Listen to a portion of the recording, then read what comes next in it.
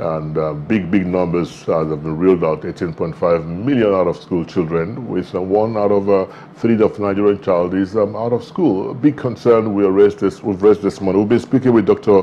Aderonke Kujore, who joins us virtually. But before we go to Dr. Aderonke, let me invite my colleague Aldona Ignia in Abuja. Aldona, good morning. Yeah, good morning to you, David. Very interesting conversation indeed we're having. And I quickly just want to throw this in, ask Dr. Kujore this. A couple of years ago, we saw huge investments from the Jonathan administration, particularly tailored towards the Almajiri system. But all of that, a lot of people fear has gone down the drain. What is the guarantee that with this present committee, we're going to see anything different? No, that's a great question, and thank you for bringing that up. So one of the reasons why this, as I was mentioning earlier, one of the reasons why this particular commission has been spending a lot of time meeting with stakeholders, especially, from an Almajiri perspective, the Islamic clerics and those who lead those children, is because the general thought is that when Jonathan and his administration put out, I think it was about 100 and something school buildings that they built around the country, there wasn't a lot of conversation with those who would be using it. And so those people who would have been using it were sort of angered by the approach that they took, and decided that they wouldn't move into those buildings. Many of the buildings were in the outskirts and were built as boarding schools and things like that. And so they decided that they were not going to move into the outskirts, into those buildings. So those buildings, yes, have been laid fallow for many years. I believe my understanding at this point, though, is that they are looking to revitalize those buildings and begin to use them as skills acquisition centers. We're still yet to see the fruit of the fruit come out of that. But I believe earlier this year there was some communication in the news that they have now reassigned those buildings to the current commission, and we're hoping that we see something come out of it. As you know, in Nigeria, nothing is guaranteed. We continue to watch and put pressure to ensure that hopefully some of these things that were done in the past would be leveraged by this new administration, but also that the final effect, the children that are on the streets, that we'll begin to see some numbers reduce there.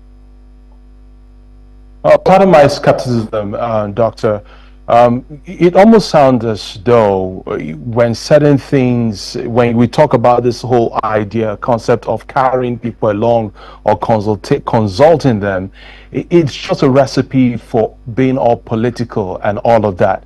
I mean, what level of consultation do you need before you invest in the future of children? And I think that is the mindset of a couple of Nigerians who are skeptical about this entire process.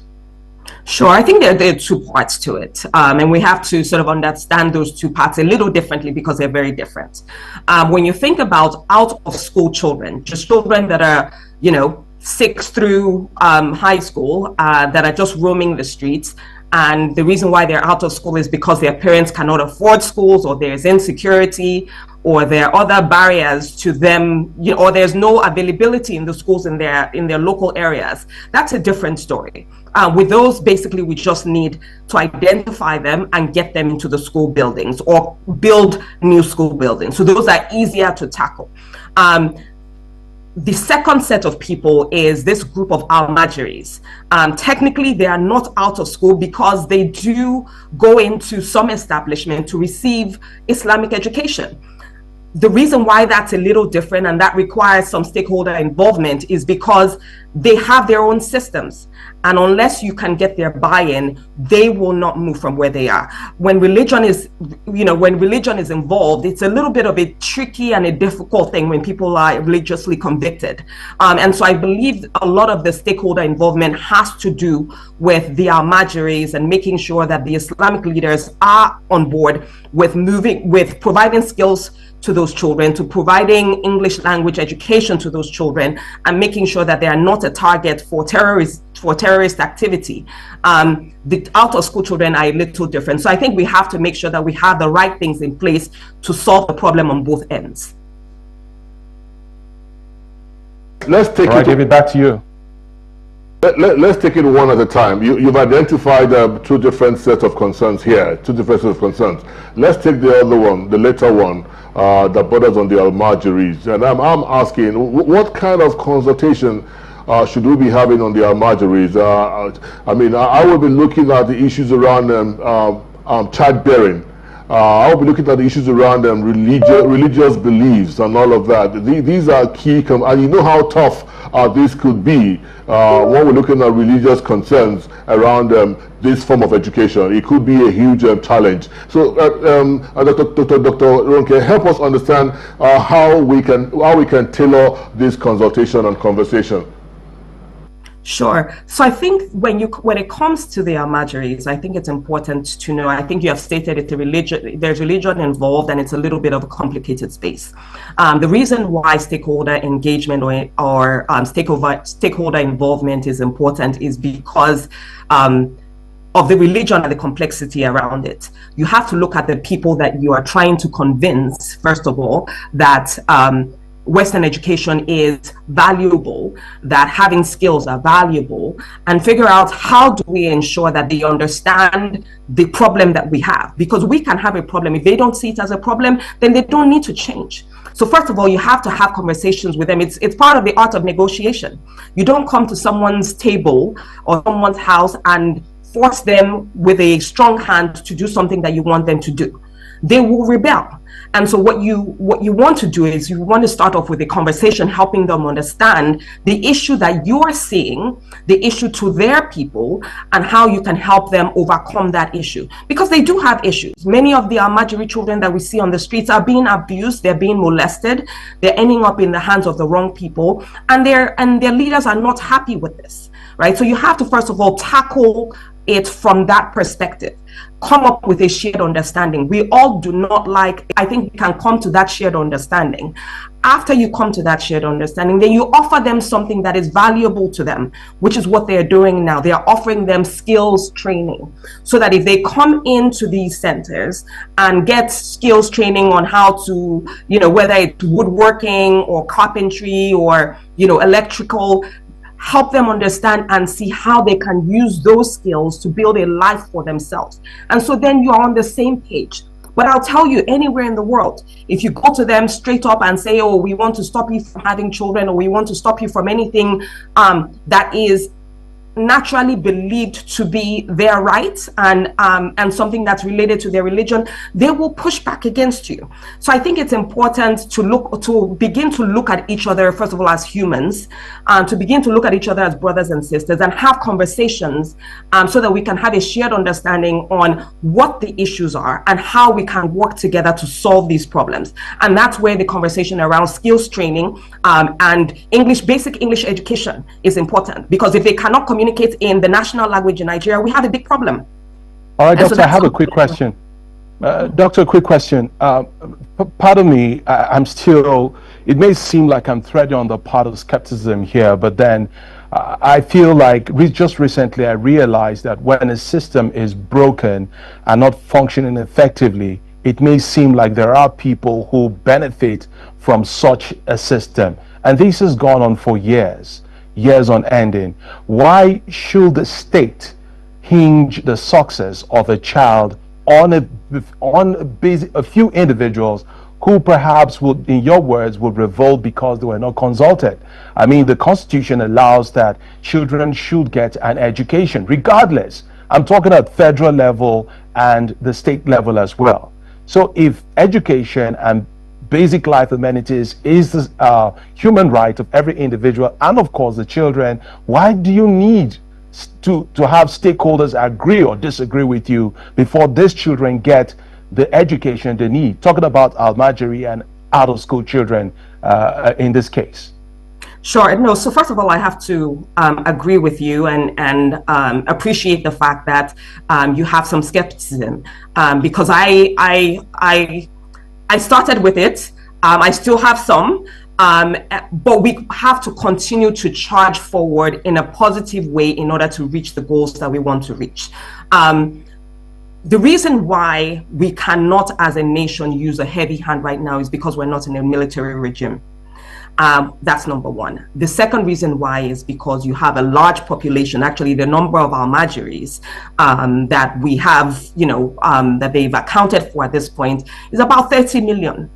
We have 30 million potential young men who many of them do not speak English, who many of them are being directed by Islamic leaders, who honestly, if I hate to say this on national TV, but if the wrong person gets their hands on them, what we have is not fun, will not be fun for any one of us in the country. And so you have to really think strategically, how can we make sure that we get these people on our side, understanding the value of Western education, and then getting them in line. Taking this with a strong hand when you're not in a military regime will lead to chaos, and we're not ready for that chaos. We already have enough in Nigeria, and we have to be intentional and strategic about how we handle delicate matters like this. When it comes to religion, we cannot but be intentional and strategic. Dr. Kujore, I think the bigger problem here is our political elites and how well they take advantage of the situation. I would have thought that the governor of a state should be in the position, or somehow it would be easier for the governor of a state to speak truth to religious leaders in the state. I mean, of course, we know that they all practice to a large extent same religion, but we don't see this happening. A couple of weeks ago, it was Ramadan, and in some states, they shut down schools for a month because it was Ramadan. So you begin to understand that the bigger problem here are maybe the political elites or the leadership of those states we're talking about this morning. Sure. So to be honest, this is a problem that we've had for many years. And yes, we still have some political elites that are not on board yet. But that is the reason why some of the conversations that the Commission is having is important, because those conversations are helpful behind closed doors, first of all, to help them understand why something different has to be done. So those conversations are happening, and we're getting some state governors that are coming on board and actually making their strides to get children back in school. So it's not an all-win or an all-lose situation yet. It's a gradual process where we're getting some governors on board, but some are still on the sidelines. But the hope is that if we continue to put pressure, that if we continue to help them understand the value of these children understanding the English language, or even understanding the Islamic language that they're learning. Some of the issues that we have is that they don't understand what is in the Quran. And so the wrong people get in front of them and miseducate them. And so then they start picking up guns and doing the things that we see with Boko Haram and some of those other terrorist organizations. So I think we have to make sure that we're not, I always say this, the problem in Nigeria is we don't talk to each other. Sometimes we have the same goals, but because we're shouting over each other, or because we're not taking time to talk to each other, we don't get the solutions that we want. We're not going to win everybody overnight, but as we begin to win 1 or 2 governors here in the north, 3 and 5 governors here in the north, we will eventually make a change across the region. Many of these people that you're talking about have been Almajiris in time. I think we saw earlier this year when the former head of NNPC during his birthday celebration mentioned that, he started as an Almajiri. The system is not bad.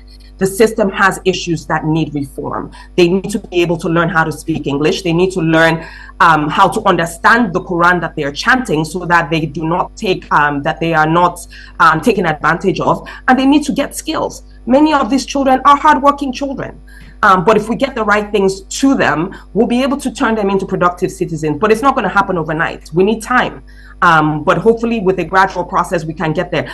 I have my skepticism as well.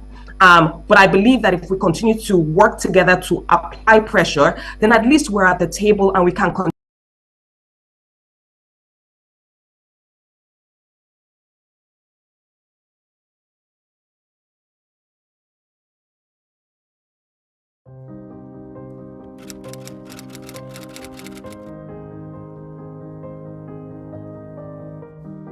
In a world where education should be the right of every child, millions of Nigerian children are left behind.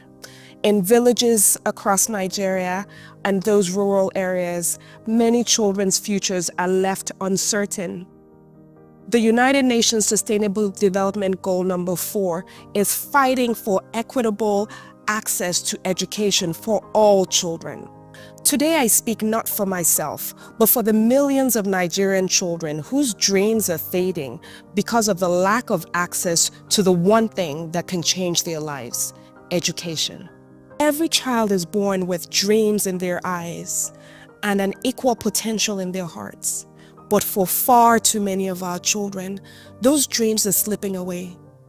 They sit in broken classrooms and watching as the opportunity for a better future fades into the distance. This isn't just their fight, it's ours.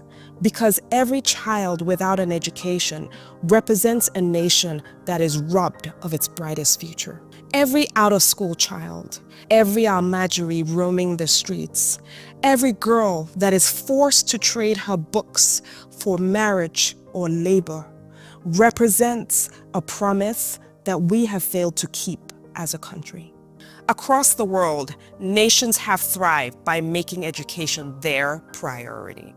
We cannot let poverty and indifference steal the futures of our children. Every parent must take responsibility for the care of their children. Teachers must report out of school children. Communities cannot let children roam the street during school hours. And our government must take responsibility for ensuring that we have schools, we have teachers, and penalties for those who do not educate their children. An educated child is not just a student. They are our leaders, they are innovators, they are builders of tomorrow. They are our hope and our only hope in a stronger, united Nigeria. This is a message